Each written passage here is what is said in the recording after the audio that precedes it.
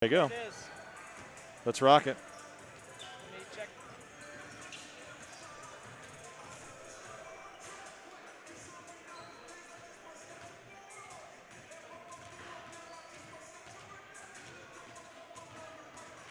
Should be about 15. There you go. Here we are, guys. All right, we're back and we're live. Thank you to our Chief Tech Officer and Activities Director, Matt Tatey, as he came up and switched us over to the Varsity feed, which gives us a chance to get things going. You'll hear from Matt Tatey sometime during the Varsity game. I think he wants to come up and put a shout-out to the community businesses that have made this possible. You were watching Mustang Vision, and hopefully you'll have seen the stream. Well, I just wanted you to take a peek at it. Sorry. Hopefully you'll have seen the stream that stopped on you for the JV game, and you're going to restart for the Varsity game, as we do break that up into 3 different broadcasts. But sure. Joining us tonight here in Mount Vernon's gym, reduced attendance, so an even better reason for Mustang Vision to be here. Mustang Vision proud to be here tonight for Mustang Girls Varsity Basketball, brought to you by Copenhagen Associates PC. I'm Jim Beatty. As I said, I'm the voice for Mustang basketball this season. Once again, beside me, my color man, Eric Briesmeister. Eric, we're back at it. We're back. We're back and better than ever. Here we go. You know, whoa, the guy that shuts me down. I thought that was pretty gutsy of Mr. Tatey to do that to you. So. Right. So no, we were talking about the team and what they had coming back there. You know, got a majority of their rebounding and scoring back. So I think that's a good sign. And you know, we talked about how I think before we went on break there, you were talking about just how much time they put in the gym this summer shooting. Yeah. I think you know, looking at last year and thinking about the team as I was prepping for the game, you know, really, you know, they shot less than 30% from the field. Right. That's tough. It's tough to win any game, you know, if you can't put the basket in, the ball in the basket. So I think that, and, you know, shooting and shot selection, that's another key thing, is taking good shots, not just I shouldn't say just good, but great shots, you know. Right. Pass up that good shot for the great shot. And the other thing I think they struggle with is their ball handling. Had a lot of turnovers, you know. We're both Iowa State fans. Yep. And Monte Morris made the assist to turnover ratio his thing, right? That's exactly right. You know, 5, 6 to 1. Mount Vernon last year was less than 1, right? Take care of the basketball. Got to value the ball. Yep. Value the ball. So I think those are the 2 things I think we should look for this year to improve for the Mustangs if they're going to be more successful, is that that ball handling and then shots and shot selection. Well, and there's 2 sides of that, right? And Monte Morris is a great study on that. Because you've got to have the ball control. You've got to keep from turning the ball over. But what we saw from this Mustang offense last year was the inability to get other players involved. It was a lot of one-on-one action. And that comes from a lack of confidence all around the court. You know, don't pass me the basketball. I don't know that I can make this. You don't really say that, but that's the body language that you give off. And I'm not seeing it here this. I mean, just in the JV action, there's some girls down there that are not afraid to pop this basketball. And that's what the summer preparation, I think, is going to do for Coach Hattie, is it's going to give the confidence in these players to not hesitate popping that basketball if they find a little space from a defender, and if they can move without the basketball, which instinctively, they've got some really good athletes here, several of them that play volleyball, and so they're fresh off of the energy that gave them. Several of them from softball, and softball went deep this year. So I think it's really a good chemistry position, and that's what Paul and I were talking about during the JV game, is that Hattie talks about the chemistry, that's what he likes about this team so far. I'm liking the height. I don't know if I survey the court a lot and kind of look at, you know, how the 2 teams compare, and there's a lot of height on this Mustang team. There is. They definitely have some size, and as you mentioned, some good athletes out there. So. Yeah. I think it definitely bodes well. And, you know, last year, as I mentioned before, the one thing that team never did was quit. Yep. I mean, they played hard from the opening whistle until the end of the game. And, you know, that's what you never quite know with a new team. Certainly we had 2 great senior leaders last year, and Wishmeyer and Brand, and they're no longer with us. But who's going to step up into that role this year and make sure there's no quit in this team. So, like I said, it'll be exciting this year to kind of see how they do and see who comes out of the woodwork to really make that happen. I couldn't agree more. Well, Mustang Vision, it's you already know it. You're on our website, and you see that it's free for you listeners wherever you're at. And you can get to our website on any device, mobile, Surface, tablet, PC, any way that you want to watch this this contest, this action, you can. Mustang Vision is also going to be bringing fine arts throughout the season, and we've got a big weekend lined up for Mustang Vision all the way through into next weekend. So what makes Mustang Vision possible? Why are we here? Why is this our own product? It's because of the generosity of our companies here in the community that generously are making it possible. They're the bridge to success. You can't be with us tonight in the gymnasium because of COVID. They are saying, that's not enough. And so, Eric, I'm going to take kind of the first half there, and I'll let you lead it. You can finish it off for me. But listen to this lineup of community businesses: Ability Physical Therapy, Ace Hardware, Bluegrass Enterprises, Bridge Community Bank, Dance Arts Iowa, Downtown Dental, Gary's Foods, Hills Bank and Trust Company, Iowa Physical Therapy, Kelly Concrete, Lynch Ford, M&K Dust Control, and Mount Vernon Bank and Trust Company. And next, we got Mount Vernon Eye Clinic, Mount Vernon Family Dentistry, Mount Vernon Insurance Agency, One Mission, Palisades Family Dental, the Richardson Hanson Holtz Insurance Agent, Robeson Construction, the Sweet Factory, my own employer, Unity Point Health, Yox Landing, U.S. Bank Home Mortgage Purchase and Refinancing, Elite Plumbing and Heating, Lynn Woodley Construction, Bowker Mechanical, and Hands in Harmony. I mean, what a great – we had a lot of sponsors last year for the Mustang Cast, but this far exceeds that. And the support they're giving, like say, being in healthcare, I really appreciate the support they give so people can stay at home and be safe and do what they need to do at home and yet still feel like they're part of the action. Yeah, absolutely. And another big important change, not just adding the video component this year, but stepping out and making this our own product. We appreciate, of course, the platform that Sportscast Media gave us as we learned about the art of broadcasting. But 100% of these company monies, these sponsors, stay here in the district. 100% staying here in the district. And that's making the Booster Club possible to support and augment the loss of revenue that our sports teams are finding right now, both in their fundraising efforts as well as ticket sales and concessions. And so their generosity not only makes it free for you, but makes the advancement of our programs that much more possible. So we're very thankful. You'll hear more about those sponsors, reminding you of them, and you'll see them rotating in your upper right corner of the video screen. Just anytime you are in any of these companies, these businesses, please tell them how proud you are for their effort and thank them for their patronage. The season here of girls basketball, of course, brought to you by Copenhagen Associates and PC. They are a season-long sponsor. And then a special activity. Eric, you and I get to look forward to kind of keeping track of performance, and we're going to name a player, our first ever player of the game, sometime during the fourth quarter, as it kind of feels like we know who that player is going to be. I look forward to that, and kind of give you a preview or a look ahead. We are also working on the ability to have both coach and player of the game interviews at some point. Right down on that front Mustang, we're going to create a safe space there at the end of the game, and hopefully later on in the season, after we kind of figure out our whole cabling and everything, be able to bring to you some live interview action. And as I know, Coach Hattie and I have already lamented how we're going to miss talking to each other on the broadcast. So look forward to all there is to come, and thank you to our sponsors. Eric, Mustangs are leaving the court. They had a good strong warm-up. This is their first game. They're facing a team that's already got one under the belt.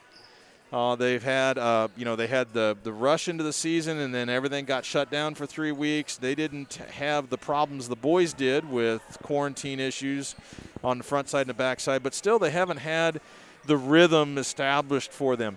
What do you think Coach Hattie's telling them right now?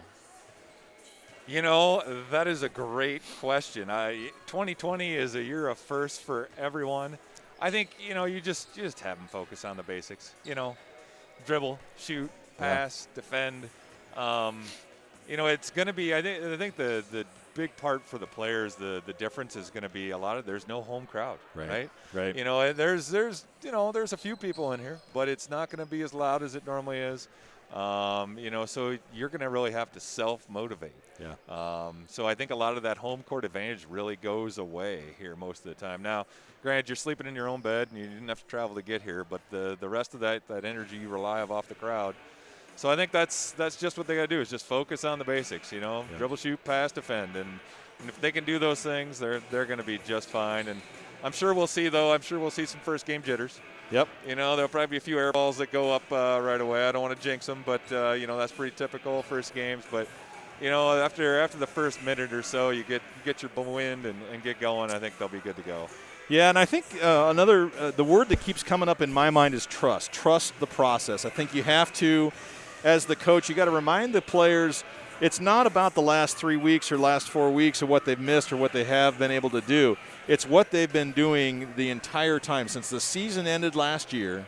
And the players that were at the freshman level and the JV level, and they're looking ahead to being part of the team this year, and the hard work that they did in the gymnasium, at home on their own courts, in the city court, wherever it was they were able to get in, to trust that process. A lot of it was done in person by self. It wasn't team activities. There weren't the open gyms that they're used to, and a lot of the contact type work.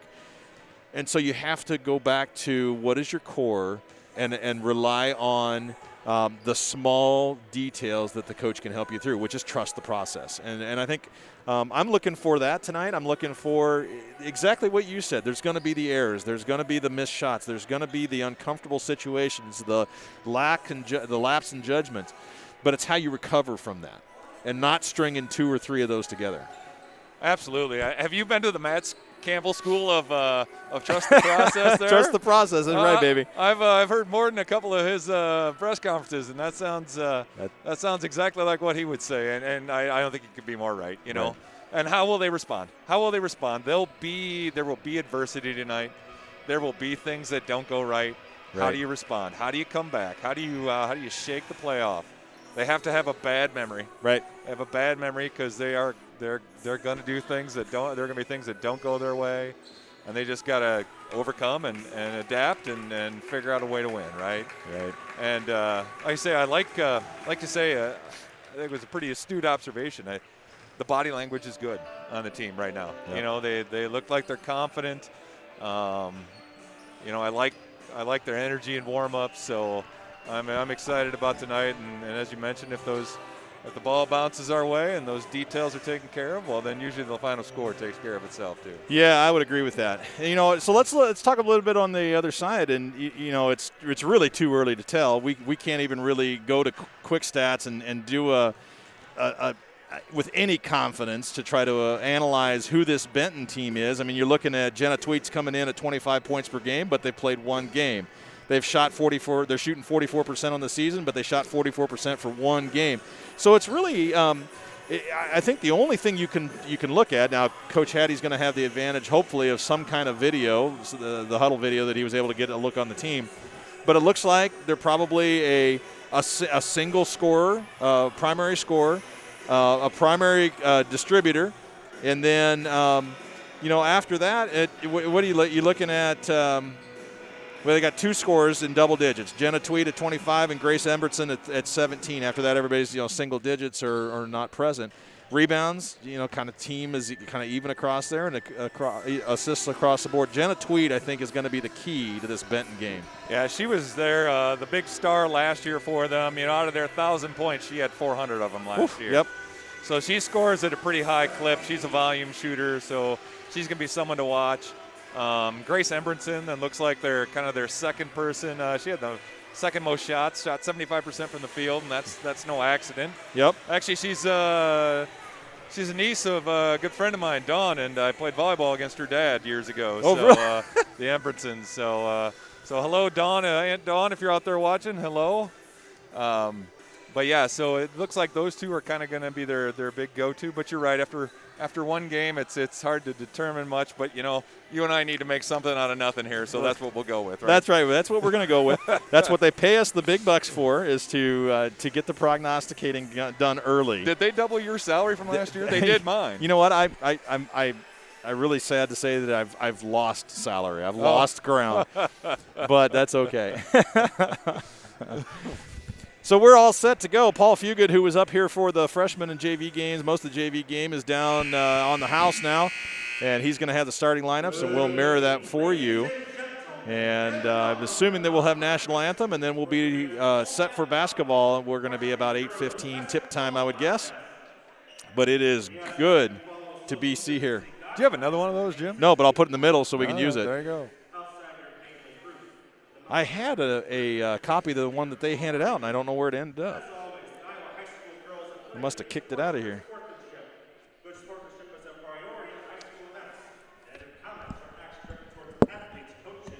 Or Paul might have taken it from me. So we got the referees back in the house, and the two teams lined up. And we're going to have the Bobcat lineup number coming out first.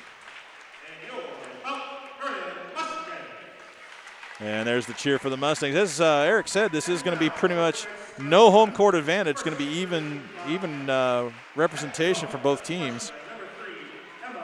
Emma Townsley, number 3, a freshman guard, 5'7", first out for the Bobcats. Peyton Fiffner, a senior guard, 5'8". McKenna Kramer, number 12, a freshman guard of 5'7". And there's Jenna Tweet, the team leader, 21, sophomore, 5'8" guard. And then Grace Embridson, a junior, 5'8".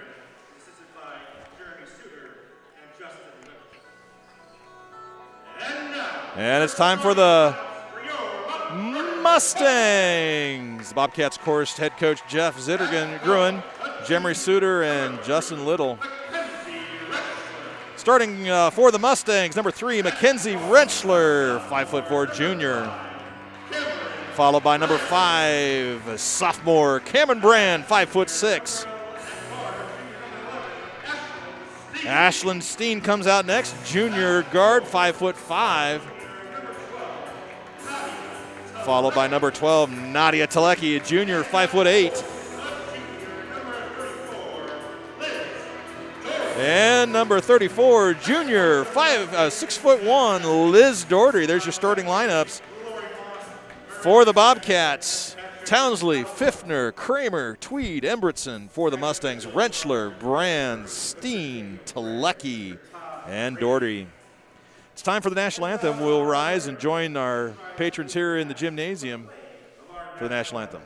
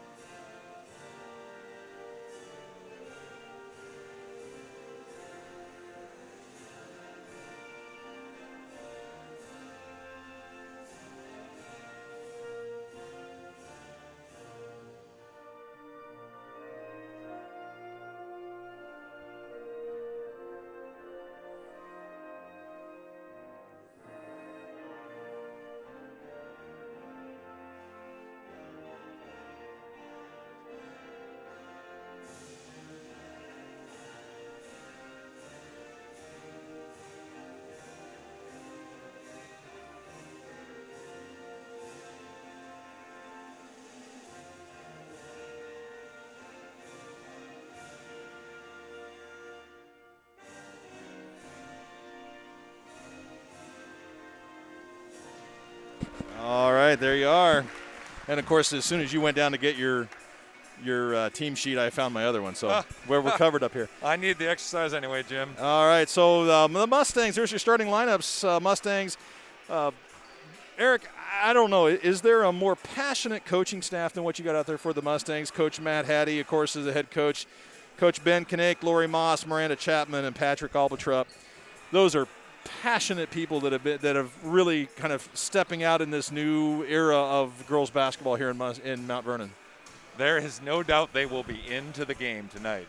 This will have their full and undivided attention. Absolutely. That's my only disappointment with where we're sitting right now, because usually if we're behind the bench, we get to hear some of the chatter. That's right. Yeah, for those of you familiar with Mustang Cast from the last several years, we're usually right next to Paul Fugit over there. You can see off in the distance at the scorer's bench. Now, because of the huddle camera being used, we're right up underneath the top row of the home bleachers. The tip goes to the Mustangs. Rentschler down with it. She's going to lead point for the Mustangs. They get started to go right into Doherty at the free throw line extended. Now to Brand. Steen with the ball on the wing. She's going to center it. Start the offense once again to Telecki at the free throw line. She's going to look for Doherty on the dive. The ball's tipped out of her hands. Benton away with it, and they're going to get a layup to start the scoring at 2-0 Benton. That's Townsley with the steal and the layup. Yep. Help on the backside by Grace Embertson, I believe, on that tip away. Doherty, they're trying to break the press, so we saw a lot of press out of the JV, and there's a turnover as Doherty gets bumped into the Bobcat bench. So 2 quick turnovers for the Mustangs. See if they can keep the points off the board. Townsley starts it for Benton. Gives it up to Tweed. There's your leading scorer for the Bobcats early in this season and for last year. Kramer gets it back to Townsley. Now over to Tweed. She's going to try to break Doherty down and get some help from Rentschler on the backside, but they're going to find an open look for a three-pointer, and McKenna Kramer take a 5-0 lead. Brand with the basketball trying to find a hole in the press, and she's going to go out of bounds with it as well. So some ball handling issues for Mount Vernon, Eric. Yeah, I think we're seeing some of those first game jitters right now. They just need to settle down, get the ball down, get in their offense, get a good shot. Well, we talked about this in the JV game too, is with limited practices and limited time to really put attention to detail, you don't do a lot of press break in high school basketball, and so you get a team that's going to come out right away and maybe take advantage of you. There's another quick outlet from Doherty, and Telecki wasn't looking for the ball, and unfortunately they turned the ball back over again. Doherty's going to get a jump ball called, though, underneath with Pfiffner. Yeah, Pfiffner had the wide open layup, missed it, and then came back again, and they ended up blocking her and getting the jump ball. So now Mustang basketball on the change of possession. Doherty's going to look to inbound. 5-0 deficit for the Mustangs getting started here in the first quarter. Rentschler back to Doherty. Doherty's going to break the press. Try to hand the ball back to Rentschler. Now I know the Mustangs are going to look to get Rentschler open on the perimeter. Welch is going to be called for, they're going to have a conference.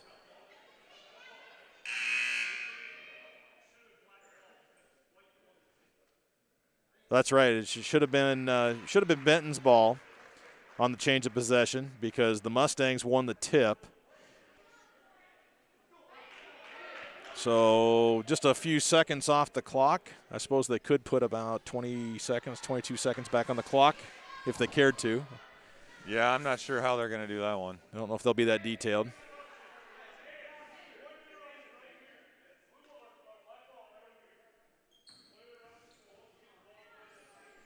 So the referee's just taking their time to get it all sorted out. They are not going to put any more time on the clock. Lily C. in as Nadia Telecki takes a seat. So there's Tweet working on Doherty. She misses the shot. C down with a rebound. She's going to give it up to Doherty, and Doherty's going to push for the center line, gets it across. Nice ball handling by one of our bigs there, and Liz Doherty. Over to Ashlyn Steen. She looks down to Natalie Welch, one of our other bigs now into the game. Back out to Cameron Brand. Now to Welch. Off the elbow she goes, and they're going to call a foul as Welch got tied up. As Pfiffner. Pfiffner on the foul. Yep. More substitutions.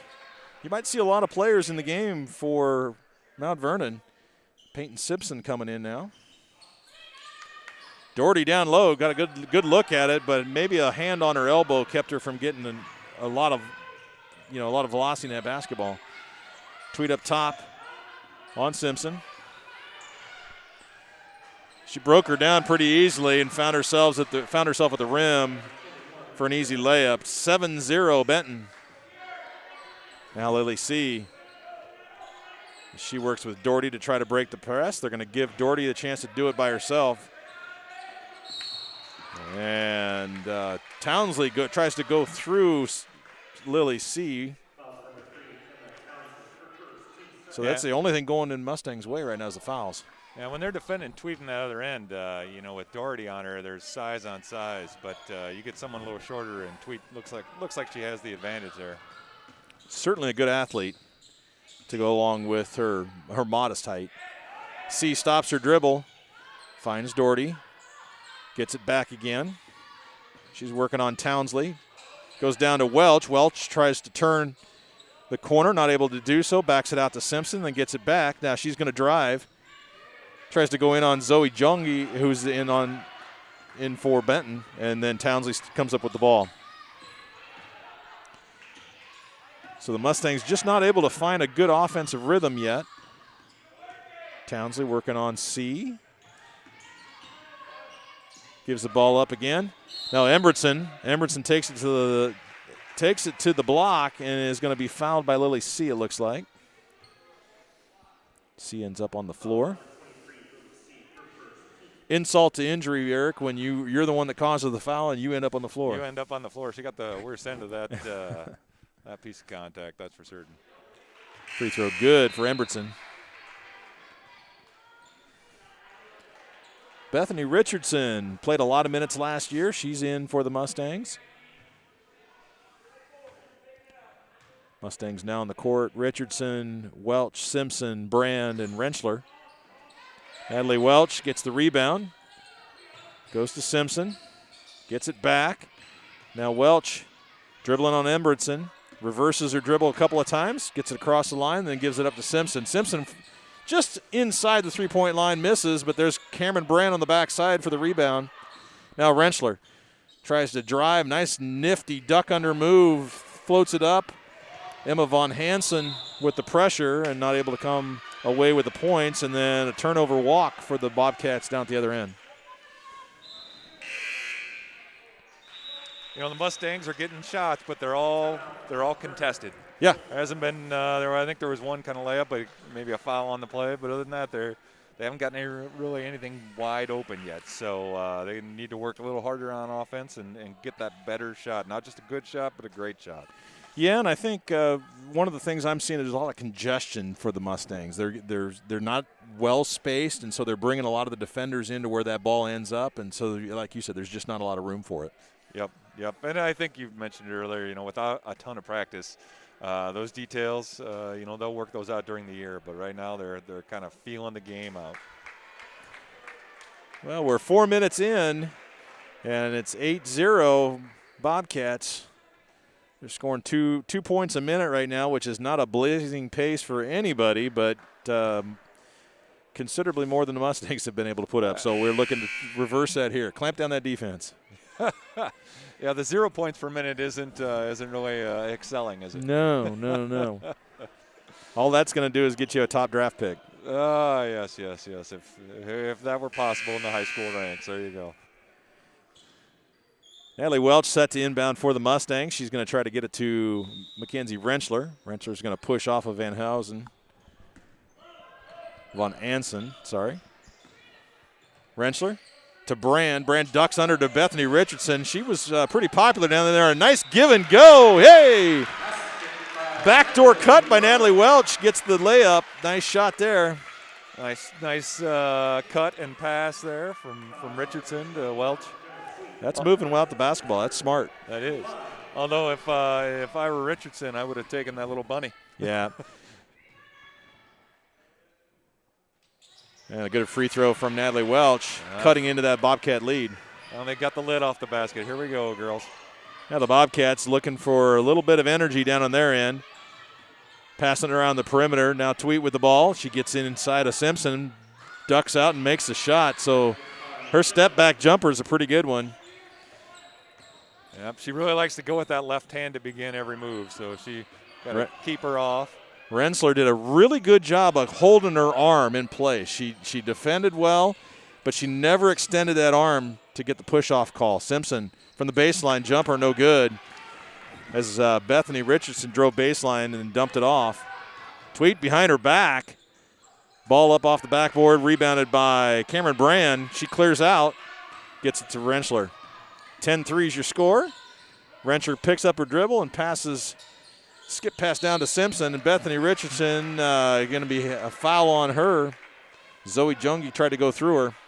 Nice entry pass into Richardson there. That kind of, when they do that, that defense collapses and opens things up. And Richardson has shown a propensity to want to pass and help her teammates out. Yeah, she's got a strong presence down there. She really did a good job on our baseline last year. Probably didn't use her as much as they could have. Ava Richardson, her sister, is now into the game. She gives it to Bethany. Bethany goes right up with it. There's the move you were wanting her to do the last time. Very nice. I love post players, by the way. They are my favorite. Ava and Bethany working well together, as sisters should. Now they're out defending on the perimeter. There's a shot, kind of a push in the air. Addison Phillips with a brace on her hand, not able to get a good shot. Oh, and then luck from Bethany to Ava. Finds Nadia Telecki underneath, and Nadia misses the layup. Ava can't come down with a rebound. Boy, that was luck and then good work and then unlucky. Shot by Townsley missed. 50-50 ball wrestled down, and it's going to be Rentschler and looks like Abby Rinderneck that comes down with it. And this alternate possession will stay with the Mustangs. Yeah, this one gets the Mustangs get to keep. Yep. We're certain of it. We watched the arrow switch.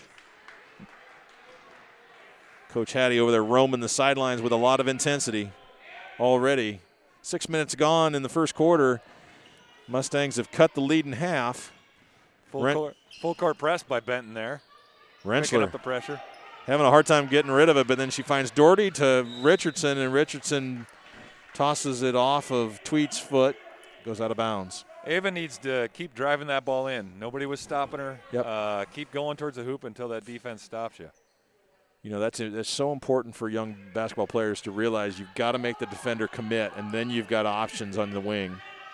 Yeah. Steen takes it out to the wing. Looking to get the offense started. They're kind of standing around waiting for it. Telecki comes up, gets the basketball. Now they reverse the court to Rentschler. Rentschler finds Doherty working off the double team and easily up off the backboard. Good. 10-7 is your score. A little nice two-person basketball there between Rentschler and Doherty. Yep. Good assist out there. Good defensive pressure by the Mustangs. Rentschler up top, got tied up with Embertson, and they're going to call her for the reach as Embertson turned away from her. Yeah, that was a little bit of a mugging out there at the three-point line, so Rentschler called for the grab. Well, she had good initial position, and then she let Embertson step through her base, and then when she turned away, it left her off where she couldn't keep that same defensive position. So now the Bobcats. Pfiffner with the ball, gives it to Embertson. Working on C. Now Townsley out on the wing. She's trying to drive past Richardson. Gets it over to Tweet. Tweet fires it up and three-pointer, but they have got to cover her. I believe in the NFL you call that shadowing. They basically need to put somebody in her jersey. It's 13-7 Bobcats. Yeah, she's really ball dominant and a volume shooter, and we talked about in the opening, and you just need to stay near her. Mm-hmm. Make those other four players beat you. I mean, if that's going to happen with Benton, that's going to happen. But I think if you stay tight to her and really cramp her style, it's gonna really affect and impact their offense. I don't know as if they'll be able to function without it. Right. Yeah, I would agree. I had the best intentions. I've got the box score sitting here, and I was going to keep track of shots and makes and have some Truman Jordan-like numbers for you at the half and at the end of the game, and I've gotten too much into the chance to be calling again, and I've lost track. But I do know just from the eye test that Tweet's got the majority of their points, and if they can shut her down, they'll have a chance to get pull even in this game.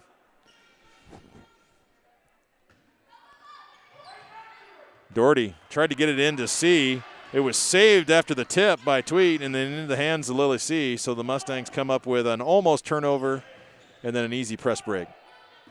C working up top on Embretson, giving up a few inches there. Stops her dribble, finds Ava Richardson. Ava back over to the right to C.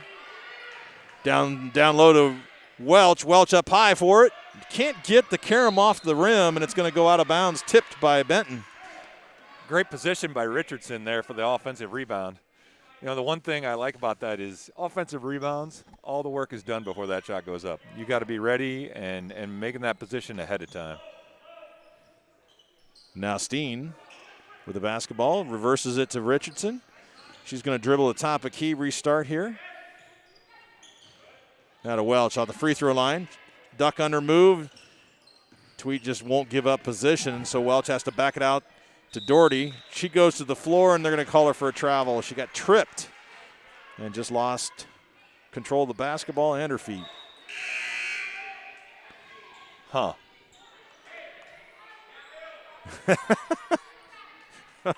Huh. I might not agree with that call, but, you know. That's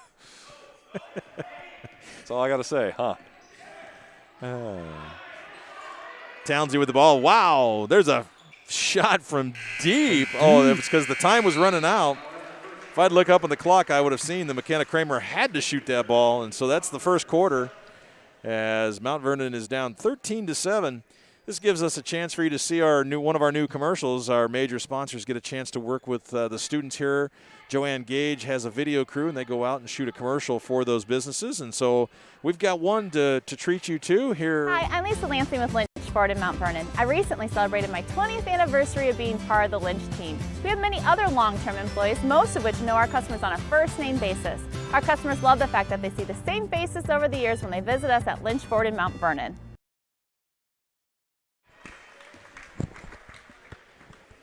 Well, I'm gonna take my words back on that. Lynch Ford, they do such a great job with their own commercials. They filmed that and gave it to us. But one of the things I mentioned, the work study program that we're trying to get implemented here, from a broadcast perspective and a tech perspective, we also are working with our students. Joanne Gage is one of her classes to create those commercials, and so major sponsors will have that opportunity at some point in the future to be filmed. I see. Matt Tatey, our activities director, coming up. I know he wanted to take a chance to get just a couple of seconds of time with you to, from an activities director perspective, talk about our sponsors. Matt, you ready? You want to take the mic for a minute? Yeah, hey everybody. Matt Tatey here, activities director at Mount Vernon High School. Looks like we got about 150 people watching in. If you're wondering why the scoreboard is fading in and out, I have no clue, and I will check in on that. I will check in on that tomorrow. I mean, it's like it fades in bottom left, upper right. I have no clue. Yeah, go from there. Hey, make sure you comment on the feed. Preston Peterson was out there. He just texted me. He said, hey, scrolling banners in the upper right, maybe put it in the bottom right. I don't know what the best place is, but maybe we should just take a big vote on it and then make a judgment from there, so we can do that. But in all honesty, I do want everybody to know how thankful we are that all the huge support. When we went into this thing, I knew we had the board's support for providing for the loss of revenues to our activities due to the loss of gates that was going to happen due to restrictions. So that being said, there were several minds that kind of came together. I'm not going to say they were smart, but it was the collective wisdom of the group. Wouldn't you say, Jim? The collective wisdom of the group. We said, hey, I think we can recoup lost revenue by asking sponsors to provide a free service to our entire community, and that's exactly what has happened. And our businesses in our community have stepped up big time, and we are indebted to them because they're providing a free service to all of you to watch this for free, whereas many other places don't have that, and we're just incredibly thankful. And so you're providing for the sustainability of our activities of funds and our kids at our high school and every kid who is out for an activity, alongside our patrons in our community who get to watch this for free. So this is a pretty cool environment, and hugely thankful to all of those that have done this. And obviously you have Jim and Eric here that are announcing, along with Sean and Paul and many others that have along the way have announced out here, and they love doing this, and Matt Meyer and Josh Reif and Mandy Mullering, and we've all kind of gone out and gotten sponsors and just tried to build those relationships. So we're incredibly thankful. So when you hear these guys read off these names, it's not just a name we're reading off to try to get through as fast as we can. Make sure you support them. They're providing a service to you so that you can watch this for free. So, yeah, I don't know. Good game here we got going on. Mustangs are starting to come alive a little bit offensively. Let's see if we can get on another roll, but I'm going to turn it back over to the guys that know what they're doing instead of listening to me ramble on forever. So Jim's like, what do you mean? I do this every night. Well, thank you, Matt. We certainly appreciate all your support and all that you do for the program for our kids. So, I think top right works great, but I don't want to argue with Preston. So, Well, I think I know what he's saying is because if it's top right and it happens to be a shot that as the camera pans, you might lose the arc of the basketball, and it never is going to get lost down here in the lower right. So we can change that. In fact, Matt's going to do it right there. I was going to do it while he was talking, and so we'll try it. We can also do a crop on that, or we can make a box in the lower left for the scoreboard and the sponsors and kind of put it all together. But either way, thanks for the feedback. We want to continue to get feedback. And it's now 15-7 as that layup made by Benton. We'll give it a go here, and you can give us a shout on the comments to see whether you like that a little bit better. Thanks, Matt. Johnny on the spot for us. Eric, it shows you the integrity of the man. He's a little too honest. I would have said, the fading that's going on the scoreboard, that's an effect. I just want to make sure people are watching and enjoying the change of the scoreboard. But, we will find out what that is. Bethany Richardson with the rebound off the miss by Zoe Jungi. Lily C bounces it down to Richardson, and the turnover as Grace Emberson was there to beat Bethany to the basketball. She gives it up, and a shot by Townsley. Three-pointer in and out. It's going to be rebounded by Bethany Richardson. And Coach Hattie says, it's getting a little out of control here. That's a good time for a timeout. Yeah, the girls were looking a little gassed, a little tired there. They just need to collect themselves. I think that's another byproduct of not having a lot of practice, right? Yeah. Your conditioning isn't quite what it'll be in middle of January. So I think it's a great timeout by Coach Hattie to kind of get them and get an idea what they're going to do in the next offensive possession. So, and isn't that the case? I mean, the typical process in a game, the typical rhythm of a game, when you get into a little bit of a hectic pace and neither team is connecting very well, they're both turning the ball over, the tendency is to rush more, to fight more, and what you really end up doing is you run yourself out of gas. And so it's a smart move by Coach Hattie to kind of call timeout there and collectively settle them down and say, okay, let's go back to process. What do we say? Trust the process. Trust the process, man. Trust the process. Home run ball to Simpson out of the hand of Telecki, and she thought she had an open Steen underneath, but not there. She should have driven it just a little bit further. Emberson gives it up to Tweet, and that's going to be, miss. One of the rare misses for Tweet, and on the rebound, Bethany Richardson had really good position. Addison Phillips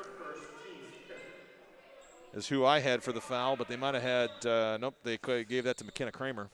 Yeah, it could have gone to either one. One was over the back and one hacked her from in front. So, Telecki, they're giving the ball up so quickly before they find a player open, but Cameron Brand able to wrestle that ball away. Now Simpson on the right wing. Down to Telecki, back up top to Simpson. Now over to Brand. Brand's going to take a look. That was a good-looking three-pointer. Tried to bank it in, not able to go. And now right down the middle is Tweed, and she's going to be fouled in an and one. That's Cameron Brand. Boy, you would never want that person to have a clear path to the basket. No, allowing Tweed that deep, that quickly into the possession. Yeah, and they just the girls just turned around and didn't recognize what was going on, and she took advantage of it. So communication. Yep. Like I said, they still look a little gassed, so looks like Coach is subbing in here a little bit to get the girls a breather. And Tweet rattles that one in, and so it's an 18-7 lead. Some substitutions on Benton's side. Mustangs with Telecki, Rentschler, Brand, Steen, and Welch on the floor right now. Rentschler gets it on the inbound from Telecki. She's working on Townsley. She's going to have a nice little dribble move. And then open down low is Cameron Brand. She fires one up. Brand not afraid to shoot on her 16th birthday. And then a nice rebound from Welch finds Telecki, and then an open layup, 18-9 to cut the lead to half. Now Emerson out high on Brand. Crosses over to Pfiffner, and then they find Tweed guarded by Telecki. Takes the pressure and gets to the rim. And then Ashlyn Steen just out-hustles the 50-50 ball. But they're going to call her for a foul. I thought she had better position there myself, but. That was a great hustle play by Steen. I think she had mostly ball there, but obviously the officials right there, you had a little different opinion. Now Townsley to inbound underneath the Benton basket. They're going to go out high to Pfiffner, working on Rentschler. Over to Kramer. It's Phillips, actually. To Townsley, and then Pfiffner's going to take a shot. Back rims it. Rebounded by Townsley, back to Pfiffner. She's going to take a little jumper, little 10-foot jumper, and misses it off the back rim as well. Telecki with a rebound. Now Brand. Embertson is a gutsy defender. She's all over Cameron Brand. Telecki to Steen. Now Steen up off left wing. Reverses it to Brand. They reverse it again to Telecki. She's going to take a three-pointer. Misses back rim. Embertson down with the basketball. They push the ball down the court. Now Phillips off to Embertson. Embertson off the wing. Kind of out of control. Misses it hard off the back rim. And Benton coach kind of sensing the same thing from his team. They're going to call a timeout. So a couple timeouts by head coaches just to try to get a control. Yeah, getting a little helter-skelter on both sides of the ball. And, we talk about Benton like they're old pros. They have one official game under their belt. So that's right. Not quite as smooth as it might be a little later in the season. But yeah, both teams playing hard. Yep. Certainly, we see the same thing out of the same kind of effort out of the Mustangs we saw out of them last year. Just the execution on the offensive end. I think that's a key right now. They're just not getting the greatest shots, and really need to just work that ball a little harder and give up the good shot to get the great shot. Well, this timeout comes at a good time for Mount Vernon too, because really Coach Hattie's got 3 minutes here in the first half. He's got to keep it in single digits and tell his girls, point by point, we need to whittle this down. We can't let them get extended further here. Let's clamp down the defense on Tweed again. We've done a pretty good job in the second quarter, I think, on her, and see if they can cut into this Benton lead. They're going to come out with a basketball. Yeah, I think the best the offense has looked in the half is when they get down low and they kind of go from the inside out. That seems to be the magic sauce that the straw that stirs the drink, or whatever analogy I'm trying to make there, Jim. Well, you're absolutely right, and it starts again with getting that offense spread out. Yep. So out of the timeout, Tweed's going to find herself alone up top, and she misses it. Welch not able to come down with a rebound, and so they're going to get another shot. Tweed with the ball on Doherty. Reverses her dribble, fakes the pass. Doherty looks away, and she has a clear path to the basket, makes the layup. She's got a nifty move with her dribble. She does, and it's always left, which you don't see a lot of. Most of the girls out there very, very right-handed, so that's a tough thing to defend. I have always said lefties do it right. Steen up top. She passes the ball, got tipped away though. Of course, I also say everybody's born right-handed, only the gifted overcome it, and those left-handers have a lot to do. Lefties do it right, Jim, really? Yes, there you go. 20-9 is the score. Mustangs need a bucket here. Ava Richardson driving off the wing, gets down to the baseline. She's going to turn it over. She tried to go cross court to Rentschler. Rentschler trying to get the 50-50. He's going to go through the gal. It's Abby Rindernecht over there. And that's going to be Rentschler's. That's her second, I believe. Her third foul. Third, okay. Yep. I thought she was working pretty quick to get off the court. She's going to be substituted for with Peyton Simpson. Mustangs with Welch, Doherty, C, Richardson, and Simpson on the court. So early response is that the logos in the lower right corner are way better. So thanks for their feedback there. Yeah, please, if you do have any comments in the feed, please give us. We'll give you a shout out during the broadcast. We love to interact with our fans. So, not our fans, but the fans of the game. They don't probably listen in just to listen to us, do they, Jim? Nobody should. Yeah. And the second free throw is good. Rinderneck with 2 free throws pushes the lead to 22-9.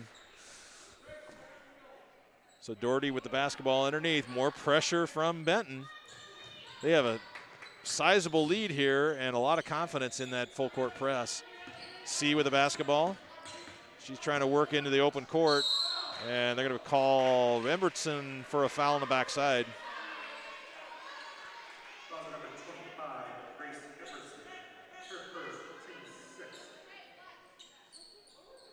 Mustangs stack it up at center court. Now Doherty to C, and she brings it across. Just under 2 minutes to go in the half.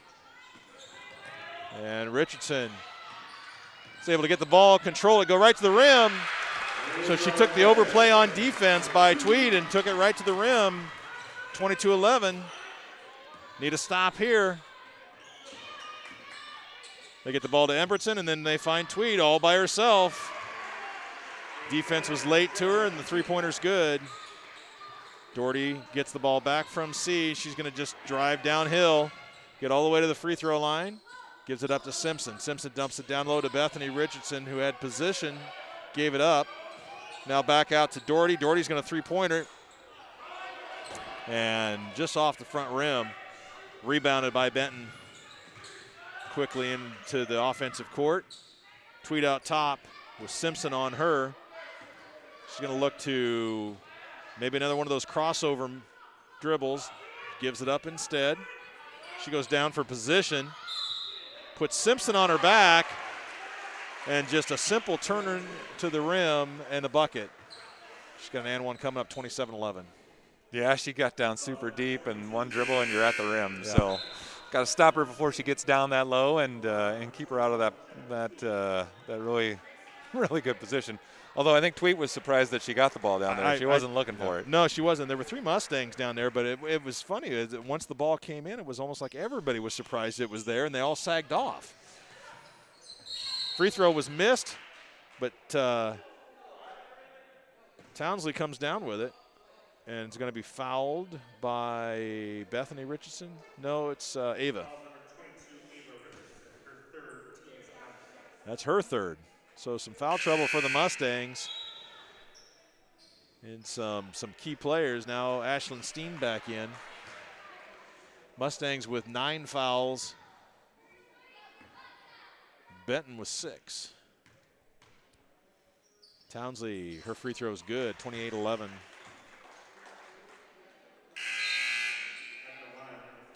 She's got one more. Embertson's going to go out for Benton. Replaced by Jungi.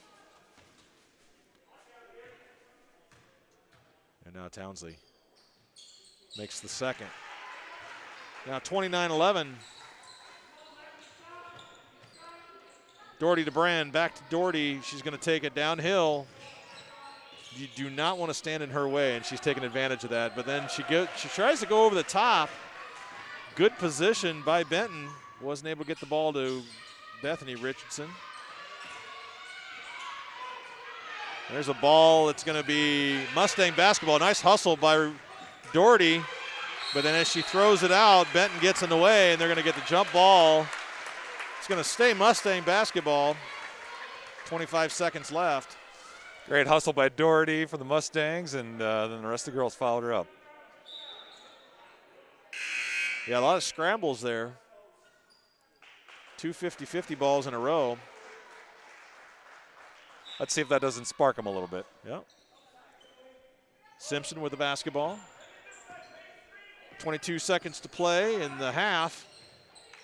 So they're wanting to start that ball inside like you want them to. Bethany Richardson, nice rebound. And then up and off the side of the rim. This will be Benton ball with 7 seconds. They're going to find Townsley for a three-pointer. No good. Up off the top of the backboard. That'll do it for the half. 29-11.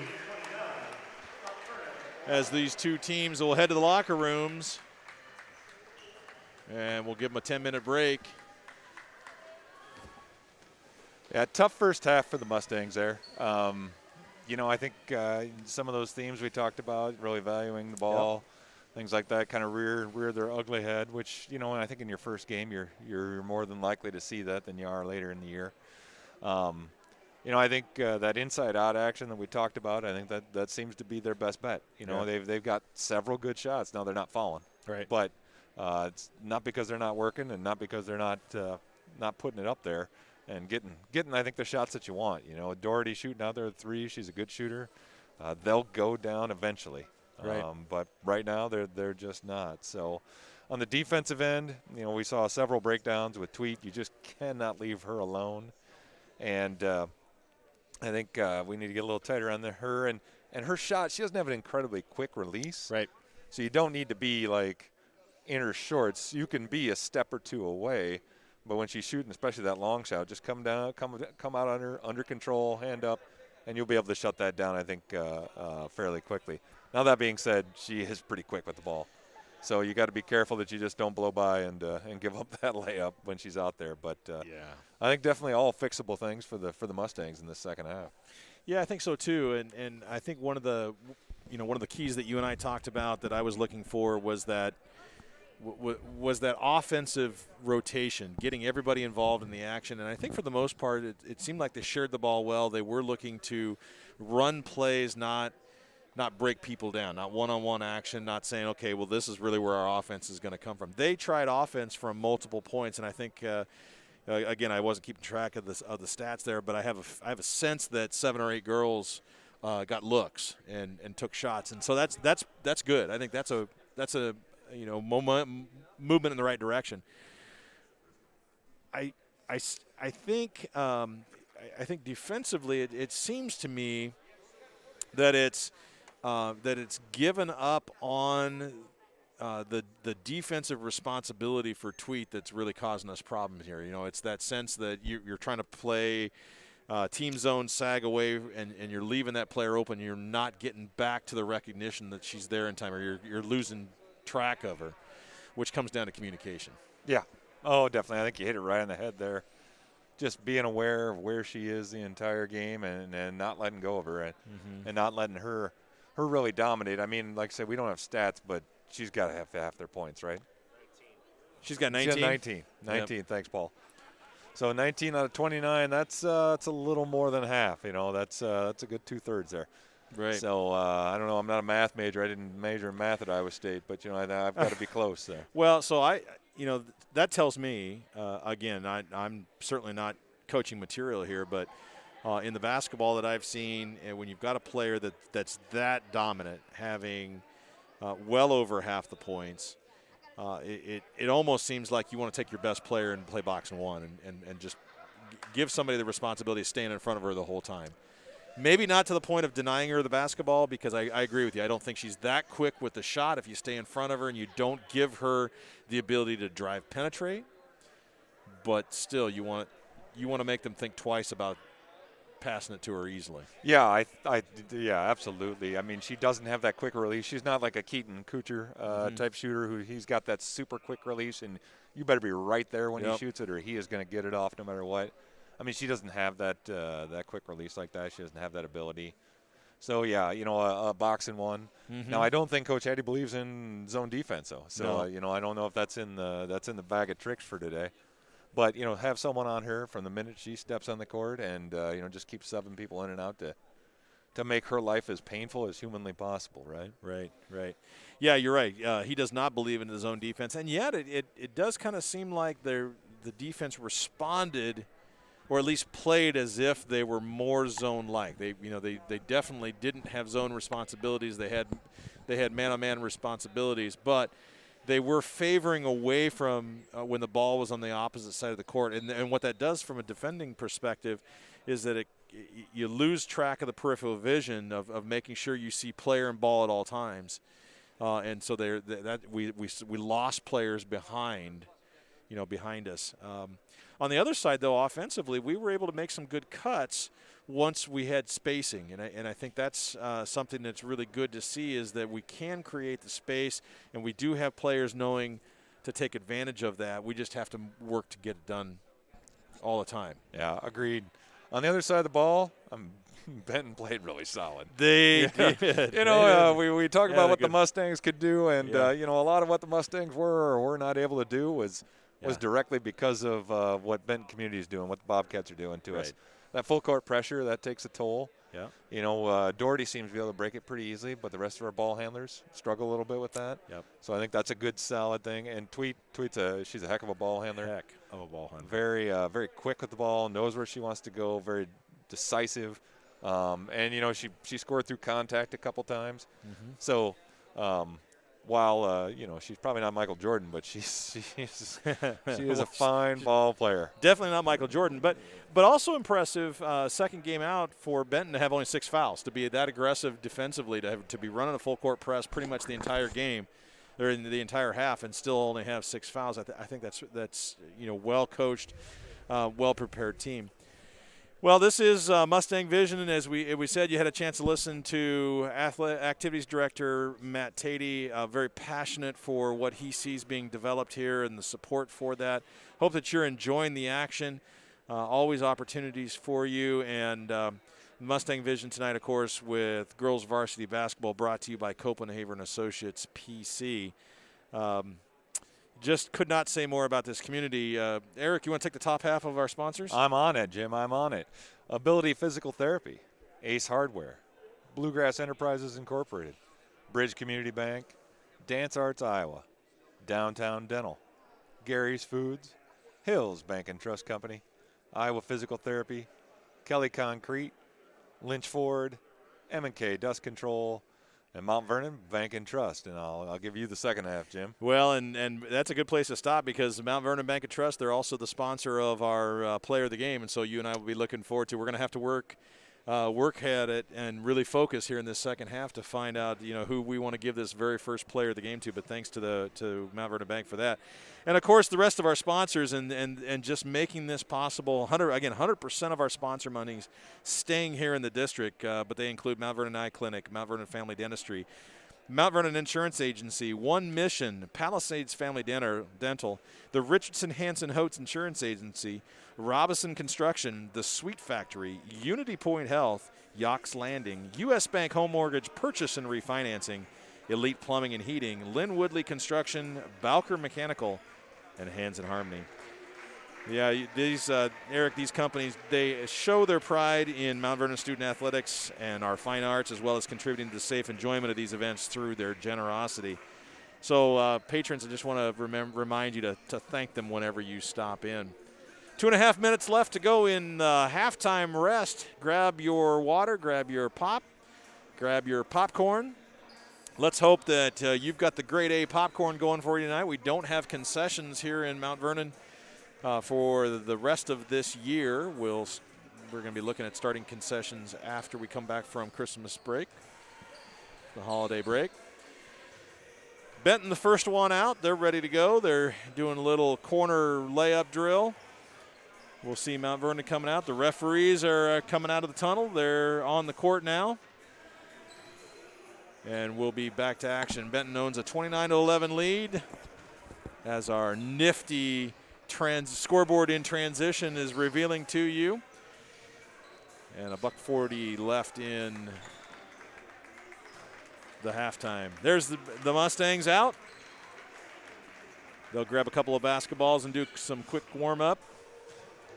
Jim, as one of our commenters just said, if the Hawkeyes can come back from 17, Mount Vernon can definitely come back from 18 and a half. That's right. That's right. It's all about belief, right? They can do it. And really, they've got, I think they've got the scoring. I think we haven't seen Rensselaer really get loose yet. No, that's what I was going to say. She's our top returning three-point shooter, solid from behind the arc, and hasn't shot one. Nope. The entire half. So, I think, if that inside-out action, if there would be an adjustment I'd make there, I'd maybe put Rentschler over there with the entry pass into the post, and then let her person go down there and double team. And if not, our post players are gifted enough. You hold the ball, you wait a sec, you see what the defense is going to do, and then take them to the hole. If they don't come and double team you, if they don't respect that, they are good enough and they are gifted enough with the ball to get the shots they need. But you got to be patient. You got to be patient. Right. You got to be patient with the ball. Make sure you don't predetermine what you're going to do. Let the defense kind of react, and then you can do your thing. So, like I say, I think there's a lot of little things Coach Hattie can fix at halftime, and I know he's putting in the effort, and I'm excited for the second half here. And the second half is here. As you're live with us with Mustang Vision. It's going to be Benton basketball.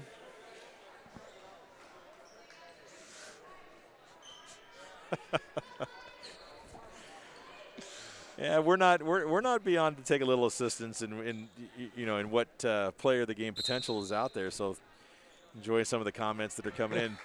So starting with a 29-11 lead, Benton with the basketball first. Emerson gets it from Tweed. Just going to give it back to her. Working on Doherty. Over into the corner where McKenna Kramer misses three-pointer, but Emerson down with a rebound. Misses the putback. Telecki down strong with it. She holds on to it, has it knocked back at her. Cameron Brand needs to get some space. They double-teamed her and gave the ball up. Back out to Emerson, to Townsley. Townsley's going to find Pfiffner open for a baseline three-pointer. No good. It goes over the top of Telecki, and she out-hustles Kramer for the ball. She's keeping track of it, but can't find anyone to give it up to, and dribbles it out of bounds. So I know that's frustrating. Telecki's working hard for that basketball. She's got to have some players that are willing to work to get open, so she's got somewhere to go with it. Tweet working on Doherty. Gets all the way to the rim. Crossover step. Broke her free. Now Rentschler to Brand as they break the press. Rentschler walks it across. 31-11. Benton with the first points in each half now. Mustangs work the ball back out to Doherty. Now they reverse it to Steen. She centers it.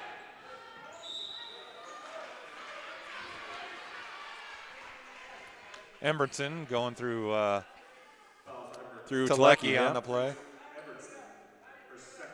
When Telecki gets the rebound down here, she doesn't look comfortable handling the ball. Those guards need to go right to her and take a handoff. Yep. Yeah, I was just going to say that. Is that right now it's running the offense and where the ball should go and not what the defense is giving you, and we've either got to work harder to get open where the ball should go, or we've got to be willing to pull the ball out and reverse it. And that's what Telecki does right there. Now she's dead and there's no help coming. Nobody's working for the ball and the defense cut them off. Able to get it to Brand. Now Steen working baseline. Finds Doherty in the backside. Nice little shot there. Good work in tandem. Steen to Doherty. 31-13. Nice ball movement on the play. Got yourself a nice open shot. Yep, so that was good patience from the Mustangs because Benton put a lot of pressure on him when Telecki got stopped with the ball. Now Pfiffner, three-pointer, no good. Front rims it. Brand with a rebound. That's what you need is the stops, but you can't toss the basketball back underneath the basket. And Tweets right there to go up over the top of Rentschler. That's Rentschler's fourth.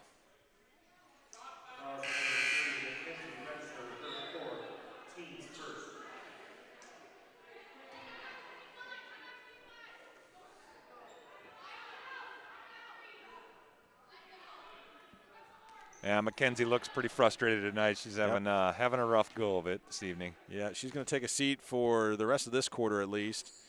And Tweet makes the free throw, the and one, so it's now 34-13. And there's another quick toss out of bounds. Doherty tried to get it to Ava Richardson, and she just wasn't looking for it. Yeah, the Mustangs are they're predetermining. Oh, no, that was off Black.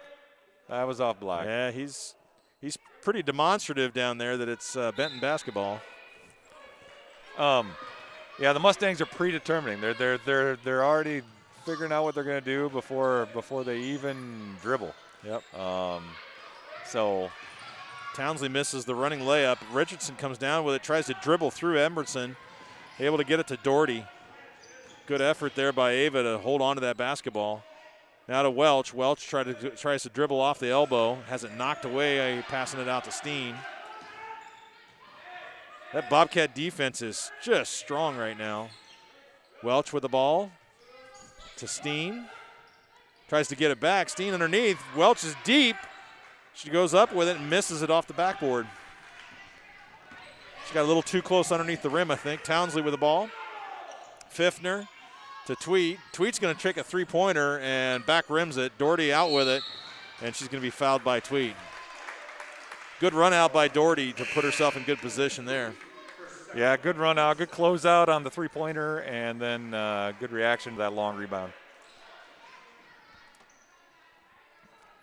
Now, see, you're within an arm's length, and that makes that a more difficult shot. You know, Yep. if you, I don't think Tweet's going to drain those all night, and if she does, well, it's going to be a long one. So. Right.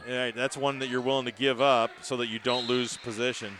Lily C. just into the game, tosses it through the hands of Ava Richardson. Mustangs turn it over to Benton. And now coming back the other way, Townsley with the ball. Tim Doherty with a nice duck under move in front of us there. Good help defense there by the Mustangs, by Richardson. Now Tweet, another crossover dribble, loosens up the corner, but there's three Mustangs to stop that shot and penetration. Now Townsley on the curl, got around Lily C, and the layup was made.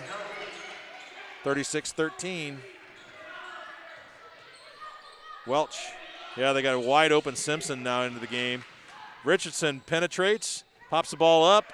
Simpson not able to come down with the handle, but sees right there. Now to Richardson. Richardson up and under. Oh, good left hand. Yeah, that was a nice move by Bethany Richardson, and she just couldn't get it to roll on the rim right. Out of bounds, off of Benton. Mustangs retain possession. Yeah, we had Simpson open in that left-hand corner there as they're bringing down, breaking the press. They gotta recognize that just a scooch earlier. Yep. Lily C with a three-point look. It was a good look. Welch with the rebound. Back out to Richardson. And Richardson with a nice shot. Great rebound by Welch. Yep. Nice job by Richardson being ready to shoot. Absolutely. Almost tipped it away, but good hustle by Benton to retain the ball. Now Tweet for a deep three. Front rims it. Again, that's the shot you want her to take. Richardson with a rebound. Mustangs got a chance to climb into this lead. Cut into it, I mean. Oh, and then there's the turnover from Simpson trying to get the ball to Richardson. 4.5 gone in the third quarter. And Tweet's going to be fouled by, looks like, Lily C.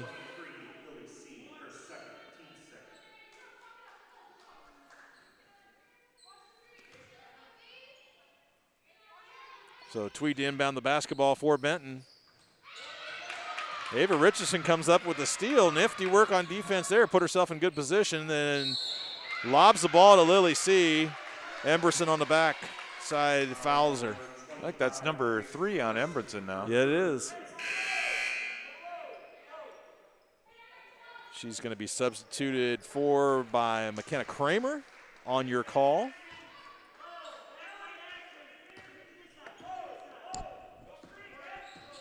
C brings it across the line, back behind her, and then over to Bethany Richardson. Finds her sister Ava. The give and go, and through the back of Bethany Richardson for the foul is Zoe Jungi. That entry pass just needs to have a little bit of arc on it. Yep. The defense is coming around. They need to just throw it over that defense, and that'll be a layup nearly every time because they're trying to front the post there, but you can't throw that direct pass in there. It's going to get deflected every time. Right. And they tried a couple of times in that first half to go over the top to Bethany, but it wasn't there. It was the front entry pass. It wasn't that give and go seal that she's trying to do there. So you're absolutely right. Put a little air underneath that and get her going to the rim. Yep. Lead her a little bit. Yeah. So here we are in the third period. We got a little bit of a break as we get the two coaching staffs talking to their players. 36-15, 21-point lead for Benton. They look pretty good so far in this season. They don't seem to have slowed down at all, do they? That press they have is just tenacious, and they are on it the entire game. So, you got to make them pay for that press, and thus far the Mustangs haven't been able to do it. And I don't think you're going to see them turn that off until very, very late in the fourth quarter here. So. Yep. But there's lots of holes in it. We just got to dribble heads up and look for them. I think there's ways to score on it and make them pay for it, and we've done it a couple times. Just need to be a little more consistent. So Ava Richardson to start with the basketball for the Mustangs coming out of the timeout. It's going long to Lily C. Now Simpson's got the ball. Over to Ava Richardson for a three-point look, and front rims it. Natalie Welch hustling for the rebound, and it's going to go off her hands. I thought maybe it had a chance of going off of Townsley's knee, but it does not. So now Benton basketball. Good look from Ava Richardson. I think she was a little surprised how open she was.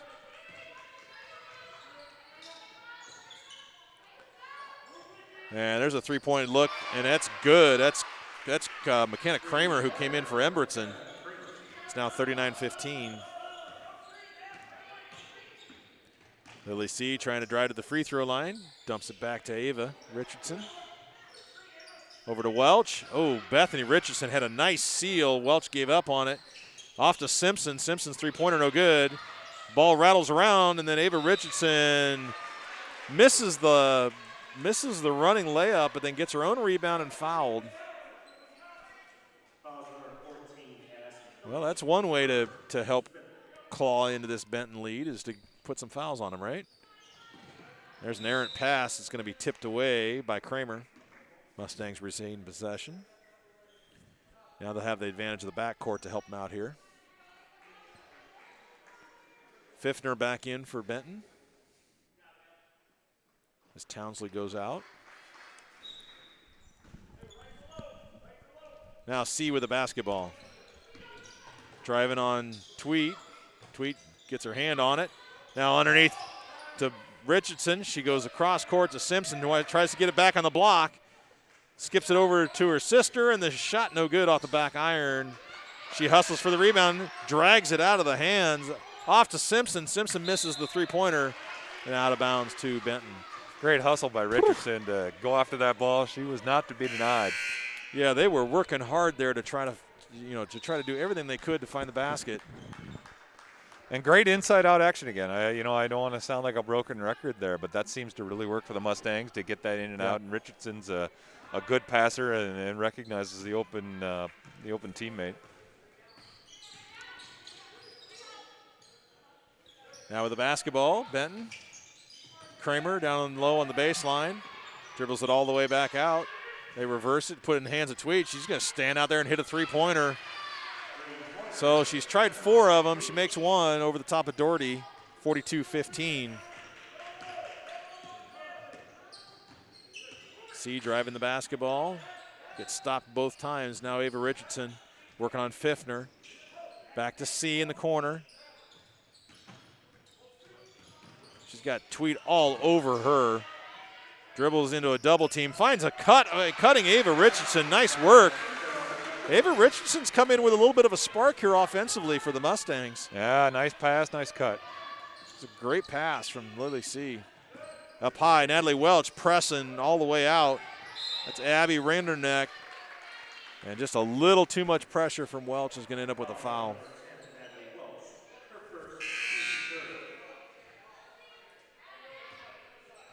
So I kind of got my eye right now on Ava Richardson as the spark plug that's doing what she can offensively for the Mustangs and really hustling for those 50-50 balls. Benton with the basketball. Townsley working on Steen, working quickly into the hands of Zoe Jungi. Gets stopped by Doherty. Kramer to Renderneck. Renderneck's shot no good. And out of bounds off of, that was outstretched hands of Doherty, I believe. Yep. Solid defensive possession, though. I think the Mustangs, that was a great effort on that play. Just tough break on the bounce. Yep. Pfiffner around the top to Rennerneck. Gets it back. Now Pfiffner trying to drive on Brand. Leaves it. Oh, and a nifty little strip by Steen. She couldn't come up with the handle. There's a missed drag of a foot on Pfiffner. She gets it back. Down low to Kramer. Kramer shot, three-pointer, and good. She's hit 2 of them. Great ball movement by the Bobcats. They were really patient that time and got a nice open three-pointer. Now Brand over to Ava Richardson. Down low to Doherty. That was a nice entry pass, and that's going to result in an easy two-pointer for Liz Doherty. And the third quarter's gone, with Benton stretching out their lead, 45-19. 26-point lead for the Bobcats, and after 19 points in 3 quarters, it's going to be a tall mountain to climb here in the fourth quarter, Eric. Yeah, that's we'd have to have an explosion of offensive output. Never say never, though. You know, that's why we lace up the sneakers. But no, it was a bit of a struggle in that quarter. Benton came out with great intensity and really never let up at all. You know, you saw the defensive effort by them. And it was not all Tweet that quarter. Right. You know, other players stepped up for Benton and really filled it up. So kudos to them. They're a good team, well coached, well disciplined, and really play the game the right way. So, but the Mustangs, they just got I think they have some stuff to clean up. You know, just some mistakes that hopefully later in the year Coach Hattie can work with them and get those things fixed. It's a good night to get basketball started. Of course, you're watching girls varsity basketball, brought to you by Copenhagen and Associates PC. And I think that the thing you really have to key in on now is you've got that one played. The first game has been played. You know, Benton's had the chance of playing their first game and working out some of those kinks, getting the jitters out, the unknowns. And now Mount Vernon can look to play one more quarter here, try to shake a few more of them out so that they can come back strong tomorrow night. And I think that's going to be an advantage. They get right back on the horse tomorrow night. Yep. I think that's the key you're looking for. You're looking for in this fourth quarter effort. Effort, number one, out of the Mustangs. And then number two, just a little better execution. Build on something for tomorrow night. See if we can't cut into this lead a little bit. Yeah, good spacing by the Mustangs, and Ashlyn Steen took advantage of it, drove the basketball, got fouled by Pfiffner. Mustangs with Doherty, Steen. Oh, Rentschler's back in there with her 4 fouls. Cameron Brand and Nadia Telecki. Those are your 5 Mustangs on the court. Telecki with a basketball out on the wing. And she's going to get called for a travel as she had a lot of pressure from Tweed. Tweed is not only a strong scorer, but she's a good defender, a real strong athlete. Good footwork there. Tripped up Telecki. Now with the basketball, Benton. Addison Phillips works it over to Pfiffner. Pfiffner's three-pointer no good. It rattles around. Doherty collects the rebound, and she's going to drive it on her own. Pushing hard on Embretson. Stops her dribble, backs it out, finds Rentschler. Rentschler's going to drive on Phillips. Gets all the way to the block. And Doherty not able to come over the top on Embretson. Smartly lets her have the basketball. Now Pfiffner driving on Telecki. Telecki got good defense there around the perimeter. Step back by Tweed for a three-pointer is good. Steen's got to put a hand in the air there in her face. Yeah, a little bit too much space for Tweed, and just a nice step back. Nice in-rhythm jump shot for her. 47-19 is your score. Brand is going to toss it away as she couldn't get it to Steen. Didn't have a very good passing lane after she stopped her dribble. Steen didn't come quite far enough to get open.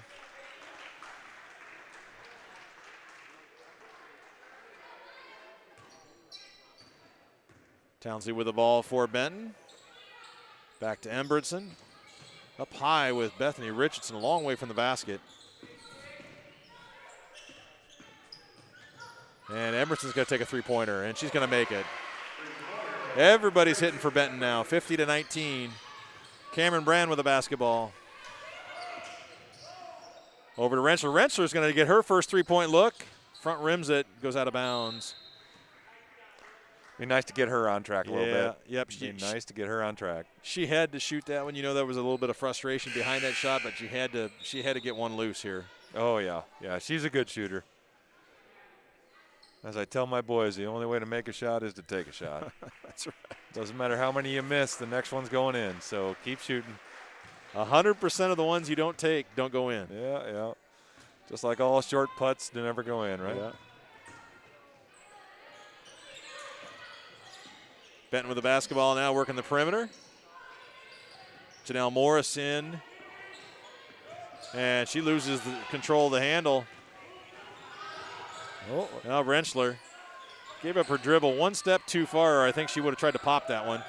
And then tosses away, trying to get it to Richardson. And a travel call with pressure from Richardson on the backside. And Rinderneck slides her foot.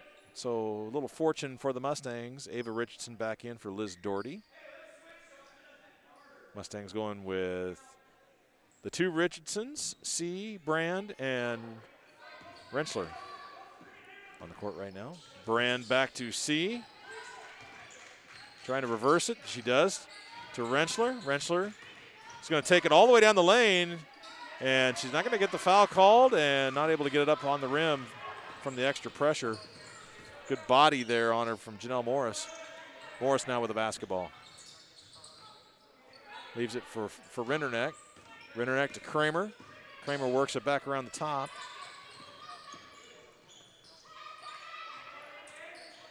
Benton working the top of the perimeter right now. A little bit of drive penetration. And a jump ball is going to be called. It's going to stay with Benton. I think that was facilitated a little bit by the referees. They were calling that 5-second count pretty aggressively. Try to keep Benton from stalling the game.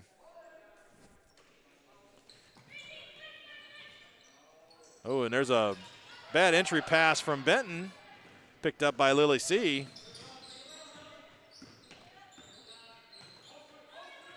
And now Ava Richardson. Over to Brand. Brand down low to C. C is in the corner. A little late with the pass to Bethany Richardson, and it was knocked out by Zoe Jungi. She stepped around Bethany. So now Ava's going to toss it in on the baseline. Mustangs retain possession.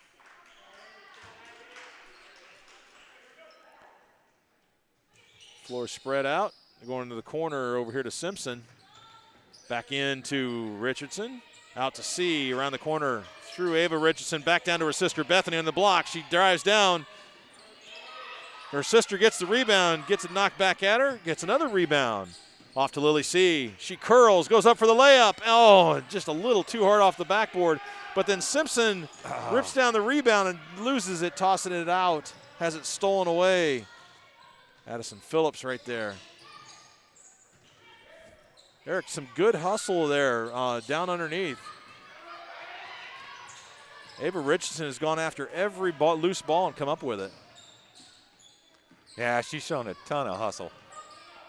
Now Simpson with the ball. Works in off the wing, back out to Lily C. Lily C's three-pointer rattles in and out. There's a lid on the hoop. There is a lid on the hoop. I was hoping to make a Hills Bank and Trust Bank bank of the game or something there. I'll tell you what, I'm not sure. I wasn't paying attention to this rim down here at halftime, but somebody clearly brought out a ladder and put a lid on that back. Yeah, it hasn't been the best end of the floor for the Mustangs here in the second half. Just nothing going down. 31-point lead for Benton here at 50-19, 3:50 to go in the fourth quarter. Well, so maiden voyage for Mustang basketball brought to you by Copenhagen Associates PC. It's good to kind of find a rhythm again and get used to calling the action, get used to a new roster, and certainly good to be by your side and getting this underway for our season. Agreed. It's I don't think this game's going to turn out quite like the Mustangs would have hoped, but it's great to be back on the floor and to have something relatively normal going on. It is, and I'm seeing some building blocks. You can never be satisfied with a 31-point deficit in the game, and clearly our hope was that there'd be more competition in this game, but I think there's some really good hustle that's taking place on the court, and I think as these girls go from this game and get ready for second and beyond, and then get a chance to get back into the gym for practice, they're going to see some. There's no better progress than game 1 to game 2. Yep, agreed. And we can't forget, this is a fairly young team. Yeah. They have 3 seniors out there. Yeah. The Richardson girls and then Natalie Welch. So it's not a tremendously experienced, and lots of those girls out there haven't seen a lot of varsity action.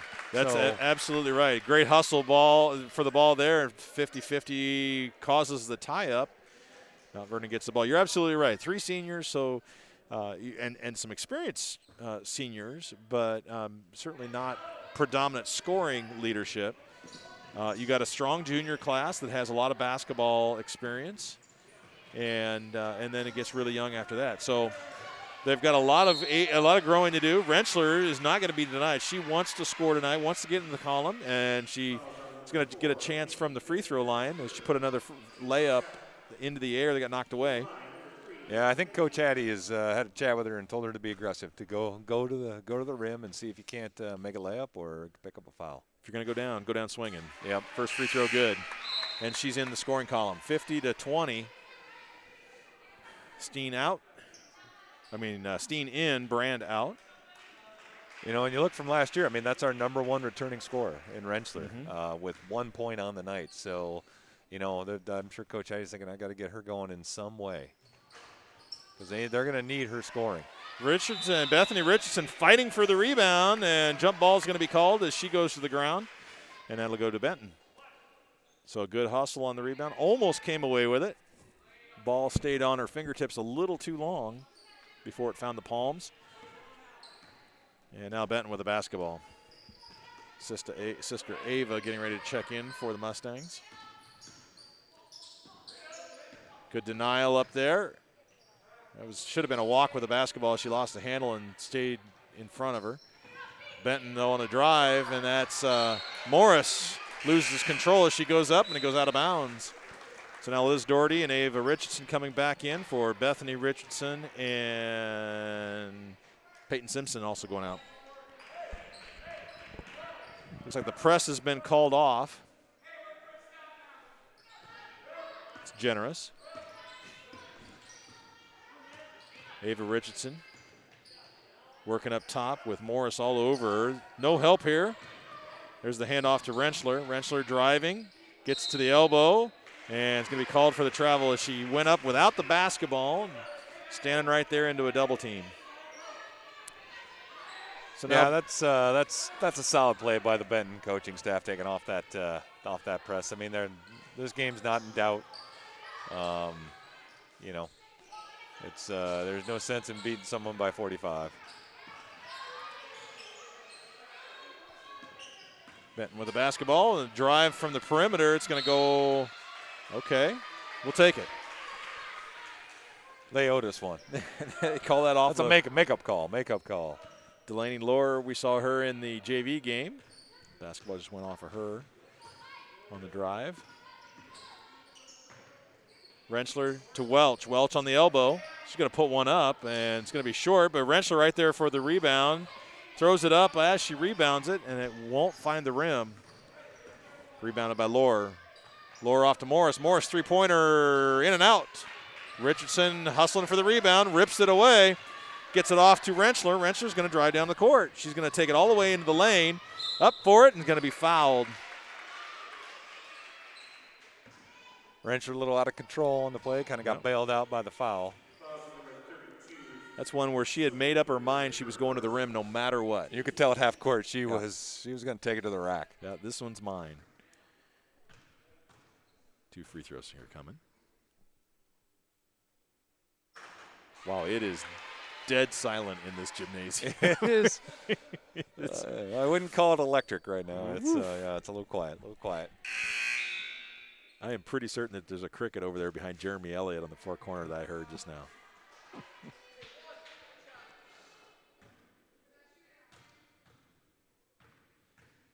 We need to pipe in some noise like their pro football games. I think so. And the free throw, second one won't roll in. Rensler's going to get another three-point look, though, and, she misses it. But there's Ava Richardson got with the the rebound. Ava Richardson. Ava Richardson. Again. I that's my candidate for player of the game. Jim, I think we can call that right now. I think she has hustled hard. She's she may be the leading scorer for the Mustangs. Again, without the scoring in front of me kept accurate, I don't know that for certain, but it seems like she's made enough baskets to be right there close. She makes the free throw, but I think she's my player of the game because of her hustle, and she's just hit. I think so. Her court awareness has been excellent tonight. She's not to be denied on a lot of those offensive rebounds. She's done a great job. Well, we'll make that call. The Mount Vernon Bank player of the game for the Mustangs tonight. The very first one, Ava Richardson. Good effort for the senior, 5'7" senior, and there's a three-pointer.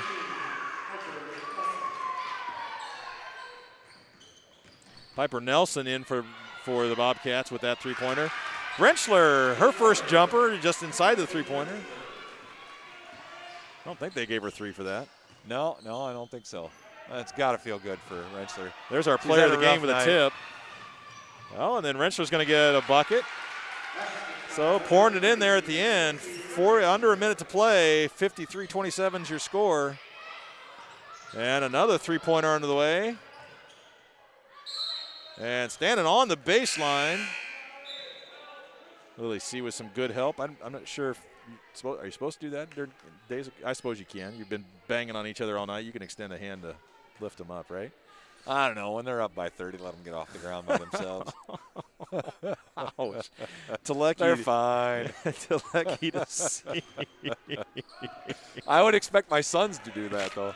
I don't know if I was a big enough man to do it, but I would expect my boys to do it. Right. So good job by C. She tries to come back after the turnover, but an easy layup there. That was Sophie Kruger with the layup. C working on Morris. There's a nice pass from Ava Richardson to Welch. Welch free at the rim and hammered by Sophie Kruger. 9 seconds left. Natalie Welch is going to go to the line for another couple.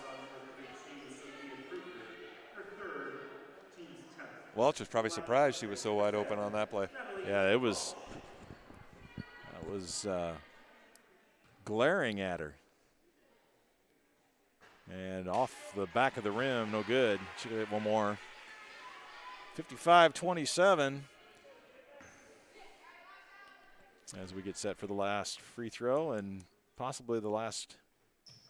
And that one's no good. Effort by Nadia Telecky to rip it down, no good. Laura with the ball, 5 seconds left. Last shot by Benton. No, it's going to be knocked away by who? Ava Richardson. Player of the game, Ava Richardson. Player of the game gets in the way. You're not going to get this shot off. And so the Mustangs go down 55-27 in their home opener, their season opener. And Benton comes to town and takes all three, freshman JV and varsity. So Eric, we probably talked enough about it. It is what it is. It's a first game. You've got a team that's already had their first game, the two meet, and we're not going to take anything away from Benton. They're a solid basketball program for this year. I expect them to see a challenge for the Walmack West. Yeah, they're a solid team. Their defense, they don't make a lot of mistakes. They're good ball handlers. When you got a dominant scorer like Tweed out there that's really helping you run your offense, and if you need a basket, she's able to get it for you. So they're going to be a tough out for whomever they play this year. So no shame in certainly losing to that team. They're a good squad. Yeah, absolutely. Well, that's Mustang Vision for tonight. Mount Vernon girls basketball brought to you by Copenhagen Associates PC. Your player of the game, your Mount Vernon Bank and Trust player of the game, Ava Richardson. And thank you to our other sponsors, Ability Physical Therapy, Ace Hardware, Bluegrass Enterprises, Bridge Community Bank, Dance Arts Iowa, Downtown Dental, Gary's Foods, Hills Bank and Trust Company, Iowa Physical Therapy, Kelly Concrete, Lynch Ford, M&K Dust Control, and Mount Vernon Bank, of course. Mount Vernon Eye Clinic, Mount Vernon Family Dentistry, Mount Vernon Insurance Agency, One Mission, Palisades Family Dental, the Richardson Hanson Holtz Insurance Agency, Robeson Construction, the Sweet Factory, Unity Point Health, Yox Landing, U.S. Bank Home Mortgage Purchase and Refinancing, Elite Plumbing and Heating, Lynn Woodley Construction, Bowker Chemical, and last but certainly not least, Hands in Harmony. Hey, thank you very much for being aboard with us tonight. We hope that you enjoyed the video broadcast, our first engagement with the panning and zooming huddle cam. We hope that you enjoyed the action, and we look forward to you joining us tomorrow night. Sean Moore will get the action started for you tomorrow night for girls varsity. Actually, I think Paul Fugett's going to be getting the freshman and JV going for you. But then Sean will take over for varsity, and I'll be joining him sometime around the second quarter as Dance Arts Iowa has a live broadcast that I'll be doing some cameraman work on. Until then, he's Eric Briesmeister. I'm Jim Beatty. Together we're Mustang Vision for Mount Vernon Girls Basketball, brought to you by